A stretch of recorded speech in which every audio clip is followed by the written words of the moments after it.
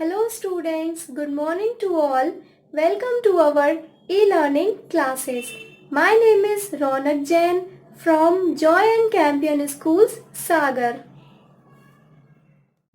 So today we will continue our chapter number 1st of class 5th. This writing section. In our previous video we have discussed about the chapter reading and explanation. So today we will continue our writing section. Here are 6 questions are given. I am reading the first question and explaining and then answer. Question number first. What did Paula's mom teach her about her body? पौला की mom उसको उसकी body के बारे में क्या teach करती थी? So it is the answer. Class 5th chapter 1st. Stop, I don't like it. Answer number first. Paula's mother always taught her about good touch and bad touch. पौला की mom हमेशा उसको good touch और bad touch के बारे में बताती थी.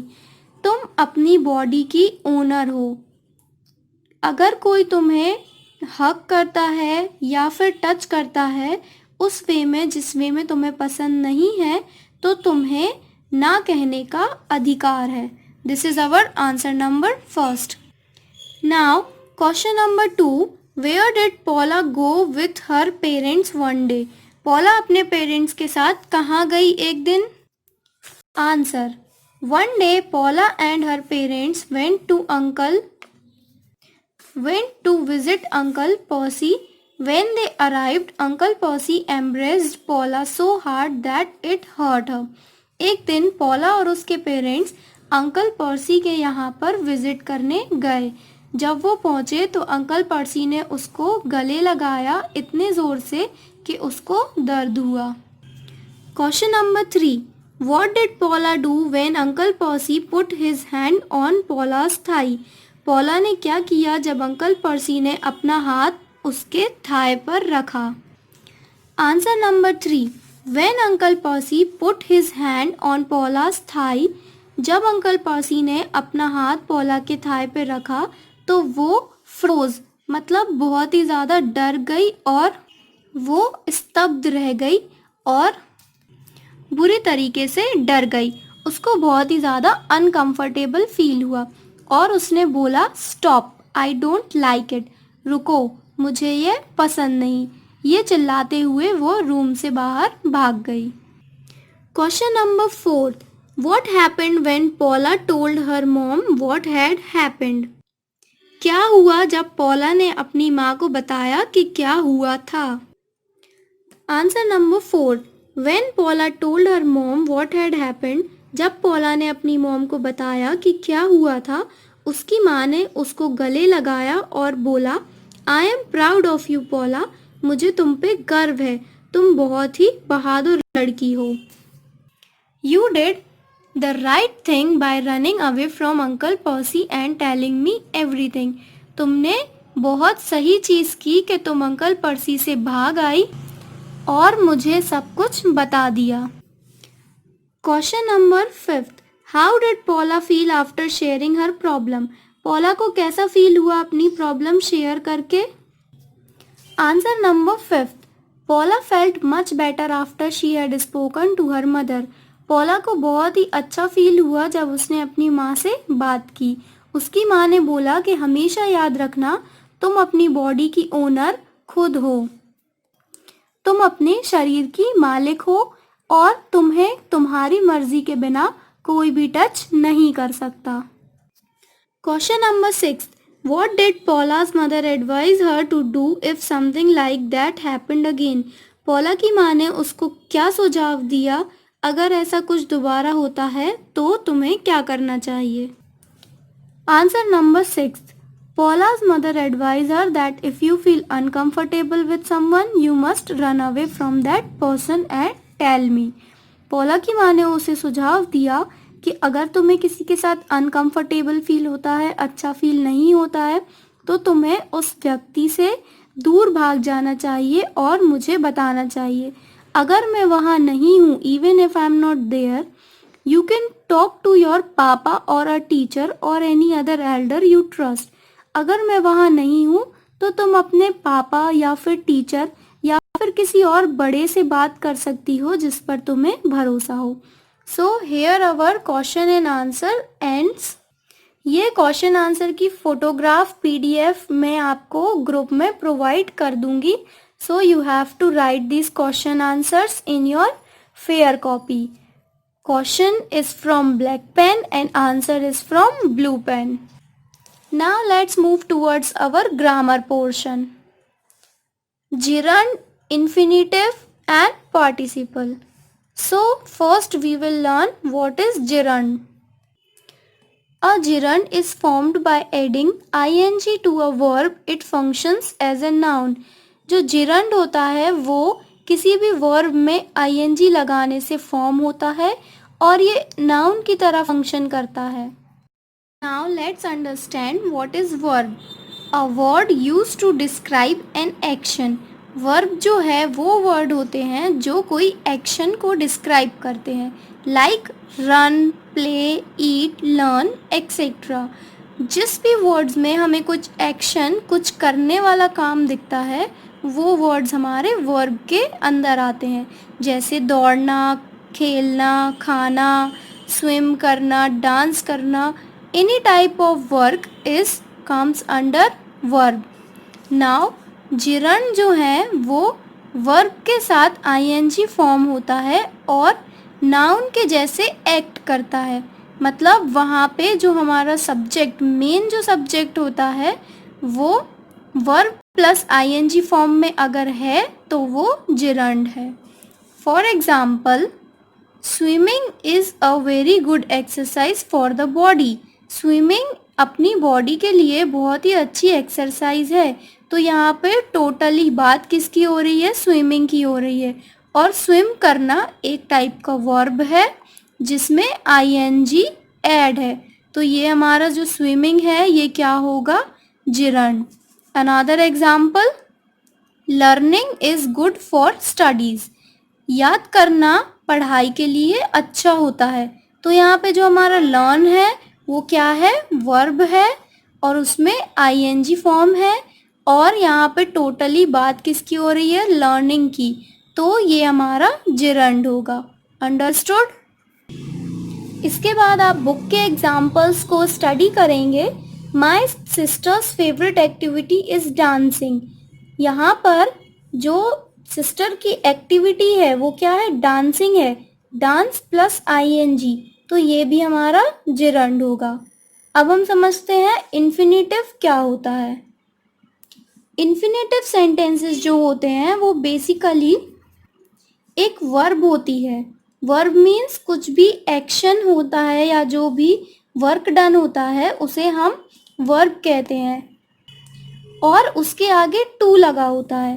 मतलब किसी भी सेंटेंस में अगर टू लगा हुआ है, TO2, और वर्ब है सिंगल फर्स्ट फॉर्म में, मतलब सिंगल, जैसे रन, प्रैक्टिस, लर्न, पास्ट या फिर फ्यूचर फॉर्म में नहीं होती है, सिर्फ प्रेजेंट फॉर्म में होती है, तो वो हमारा इन्फिनेटिव सेंटेंस होता है.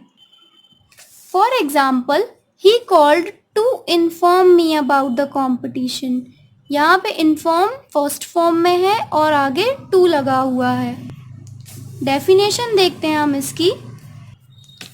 N infinitive is a verb from form consisting of the word to and the base form of a verb.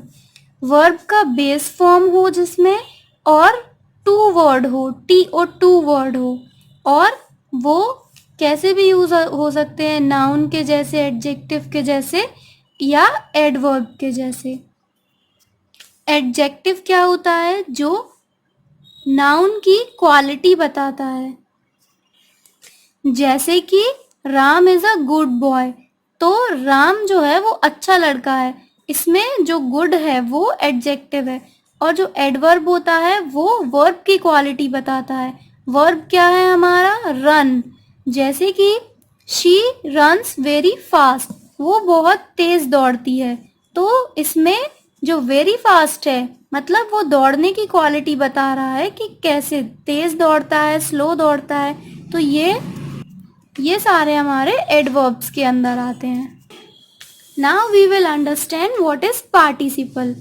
A participle is a verb form that is used as an adjective to modify nouns or pronouns. जो participle है वो एक type की verb है जिसे हम noun या pronoun की विशेषता या उसको चेंज करने के लिए यूज करते हैं।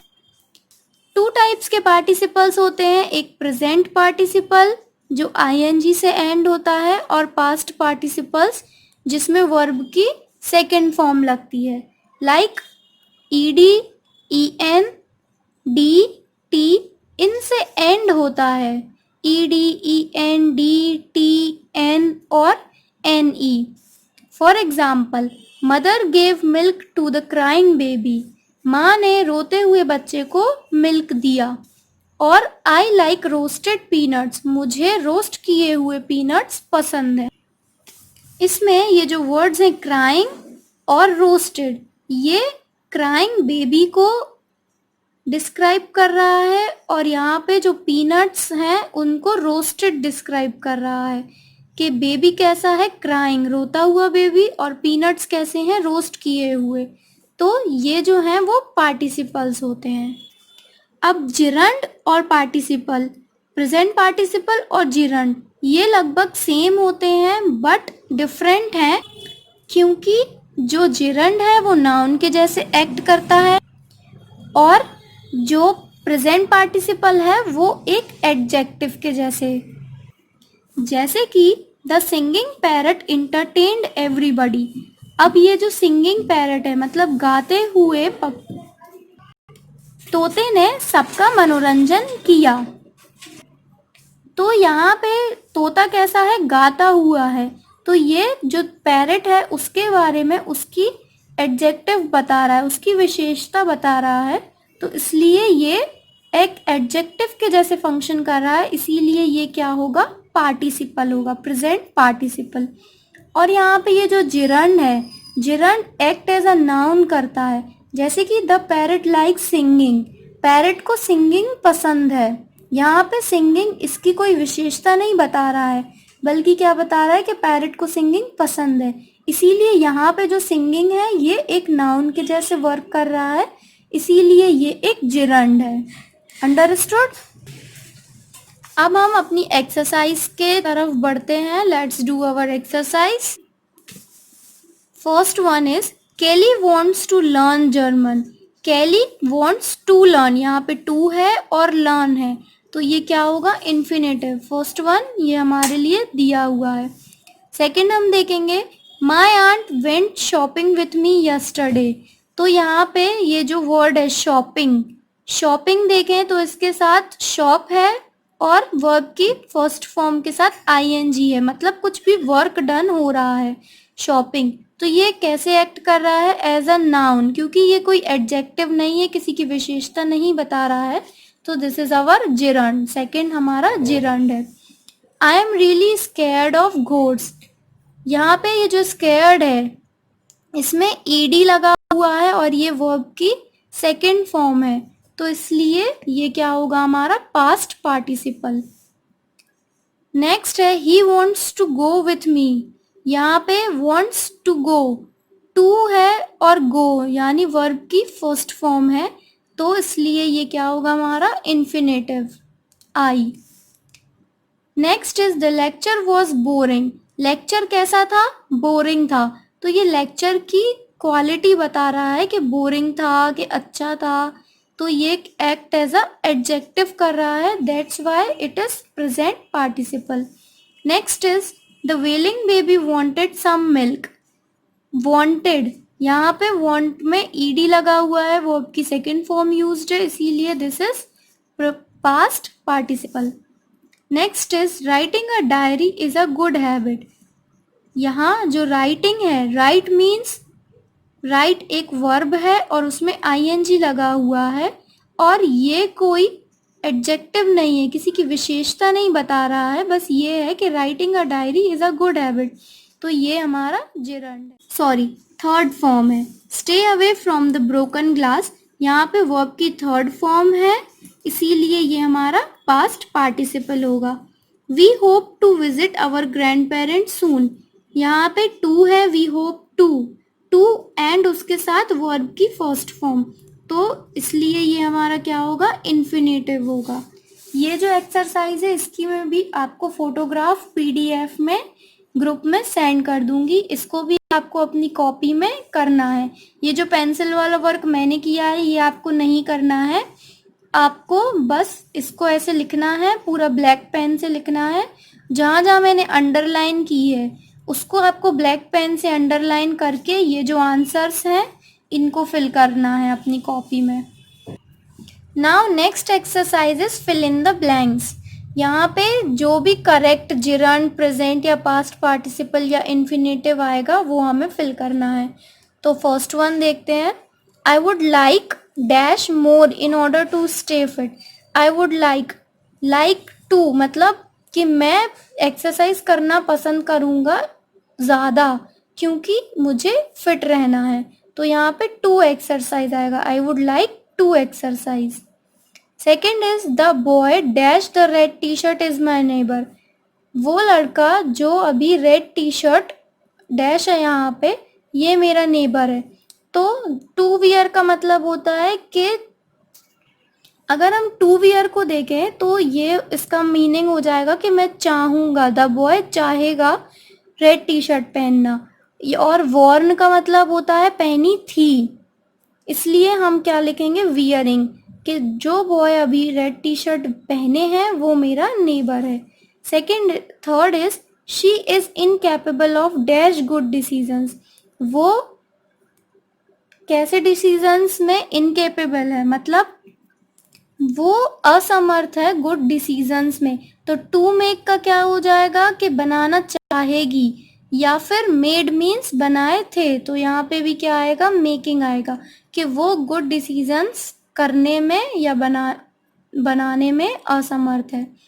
आई कांट वेट, मैं इंतज़ार नहीं कर सकता डैश हर अगेन। यहाँ पे टू सी आएगा कि मैं उसको देखने के लिए इंतज़ार नहीं कर सकता। Dash is a good exercise, क्या गुड एक्सरसाइज, टू स्विम मतलब स्विम करने के लिए, तो यहाँ नहीं आएगा, स्वम भी नहीं आएगा, स्विमिंग आएगा, कि स्विमिंग तैरना एक अच्छी एक्सरसाइज है। Next is mom asked me to buy some dash piece. Mom ने मुझे बोला था कुछ डैश पीस खरीद के लाने के लिए, तो फ्रीजिंग नहीं आएगा क्योंकि मॉम आस्क्ड मतलब मॉम ने पहले बोला था, और टू फ्रीज भी नहीं आएगा क्योंकि टू फ्रीज होता है, टू फ्रीज भी नहीं आएगा कि जमाना चाहूँगा, क्या आएगा, फ्रोज़न, कि ऑलरेडी जो फ्रोज़न पीस थी वो मुझे लाने के लिए बोला था। Next is he is too weak to run आएगा यहाँ पे, कि वो और आगे एक भी माइल दौड़ने के लिए बहुत ही ज़्यादा वीक है। Next is I need dash water to make tea. मुझे बॉइल्ड नहीं आएगा क्योंकि ऑलरेडी उबला हुआ पानी नहीं चाहिए, और टू बॉयल मतलब और चाहूँगा भी नहीं, क्या आएगा, बॉइलिंग आएगा, कि मुझे उबलता हुआ पानी चाहिए चाय बनाने के लिए। Next is the beggar felt ashamed of his dash clothes. Beggar felt है मतलब पहले की बात हो रही है कि जो भिखारी था उसको शर्मिंदगी हो रही थी, ऑफ हिज किसकी, कैसे कपड़ों की, टीयरिंग मतलब फटते हुए, अभी उसके कपड़े अभी नहीं फट रहे हैं, और ना ही टू टीयर, ना ही आगे फटना चाहेंगे, क्या आएगा, टॉर्न आएगा, कि उसके फटे हुए जो ऑलरेडी फटे थे वैसे कपड़ों में उसको शर्म आ रही थी। तो ये जो एक्सरसाइज है ये भी यहाँ आपकी कंप्लीट होती है, इसकी भी मैं आपको फोटोग्राफ पीडीएफ में सेंड कर दूंगी। ये वाली एक्सरसाइज और ये वाली एक्सरसाइज आपको ग्रामर डाल के क्वेश्चन आंसर्स के बाद आपकी CW कॉपी में लिखना है। यहाँ तक आपको अपना वर्क कंप्लीट रखना है। So here our chapter number first of class 5th ends. यहाँ आपका जो चैप्टर नंबर फर्स्ट है क्लास 5th का वो ख़त्म होता है। Stop, I don't like it. यहाँ तक आप अपना वर्क कंप्लीट करके रखें till the next class. So till then, stay Keep studying and thanks for watching.